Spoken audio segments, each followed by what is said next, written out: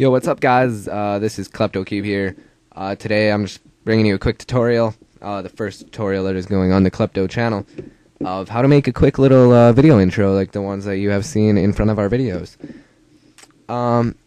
Here I'm using Cinema4D version 10. Now, most of you that are watching this probably have like either 11 or 11.5, and yours probably looks, your buttons probably look quite a bit different. Now, don't worry, all the buttons are still in the same spot, they just have a different look to them, so let's get started. So the first thing we're going to want to do, obviously, is bring in our text. Well, first I guess I could show you what we're going to be making. Go to my intros, and we're going to be making this one right here, the Klepto Gaming one. So, basically... you know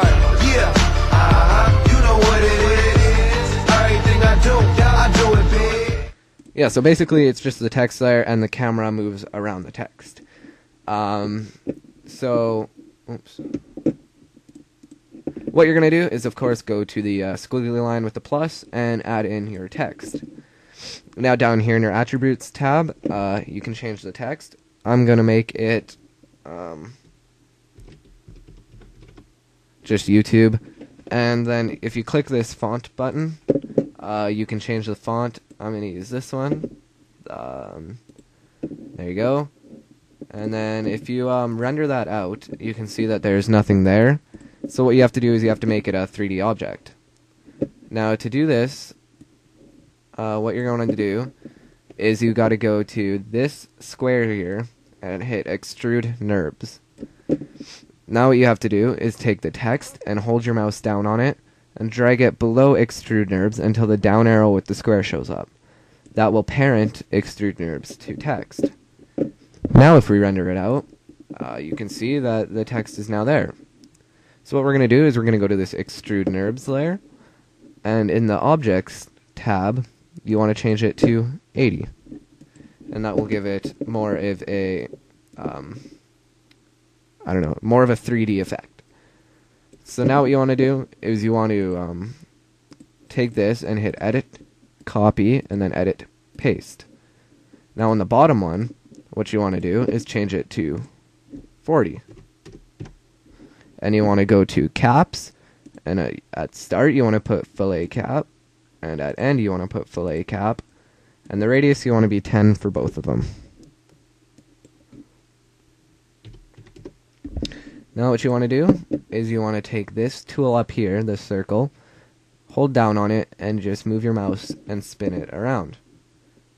Now you can see that the bottom layer is now up higher because of the caps that we put on. So still on the bottom layer, you want to take this blue arrow and drag it until it's about in the middle. So just about right there. Now we can swing back around to the front, and as you can see, I'll render that out. It kind of gives it sort of a 4D effect, not just like a plain old 3D, but it looks like there's two of them now. It looks very nice when you're done. So now what we want to do is, of course, we could add a plane, and then just make them 9999999, just to make it look nicer. There you go. And so now what we got to do is, of course, color them. So on the bottom one, double click down here in the materials, and it will add a new material.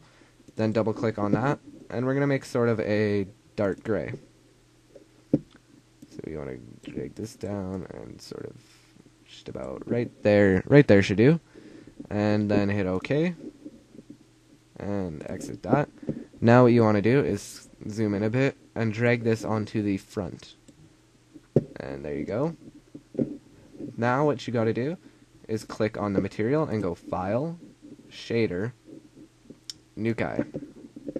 Now it gives us a sort of glossy blue. Now what you got to do is rotate it around a bit, and then drag the Nukai onto the back part.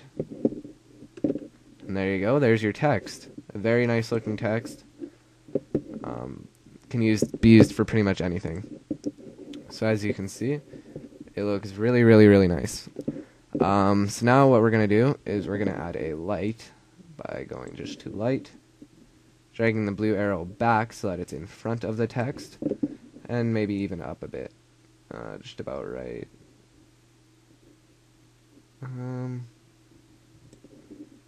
See if that looks nice. Yeah, it looks perfectly fine. I just gotta check the time. We got about 5 minutes left. Alright.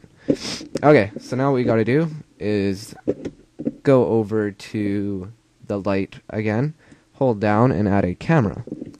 Now, the way that the camera is right now we're outside the camera, so it would be extremely difficult for us to direct the camera since we're outside of it. So you want to go to cameras, scene cameras, camera. So now basically you are the camera. So as you can see right here, this is the length of your intro, or how long it will be. I believe on the newer versions it goes by frames. Just sort of guesstimate, really. I'm going to do about a 5-second one. So that is 150 frames. Just to let you know. So what we're going to do is for our first part, we're going to zoom right in through the middle letter. I'll just go through the T. Also, these tools up here are how you move everything. And then use the scroll wheel on your mouse to zoom in. So I go right through the T there, and down here we're going to start at layer 0 and hit a keyframe, which is this red button down here. Now we're going to move ahead about 50 layers, and we're going to zoom out until the text is inside these 2 orange dots. Anything outside the orange dots will not be in the video. So right about there is great. Keyframe it again, and we're going to move ahead to about layer 80, or frame 80, sorry. And we're going to zoom in to the Y and come in on sort of a bit of an angle. Maybe in a bit further. There you go. And keyframe that. And go about to about 110. And then, oh, that might be a bit too fast. About 120. And come over to the E. And line it back up again. And keyframe that, and then 140, zoom back out, and line it up just perfectly like it was before.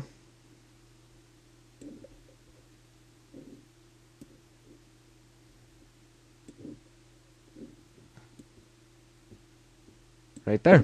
So now, keyframe that. And then hit the arrow to go back to the start, and hit play, and you can see your intro. As you can see, it comes out, swings down, shoots across, and comes back out.